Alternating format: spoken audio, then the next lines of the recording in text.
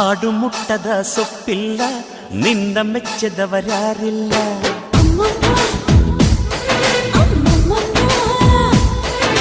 ಜೇನಿಗಿಂತ ಸಿಹಿ ಬೇರಿಲ್ಲ, ನಿನ್ನ ಮುದ್ದಿಗಿಂತ ಸಿಹಿ ಬೇಕಿಲ್ಲ.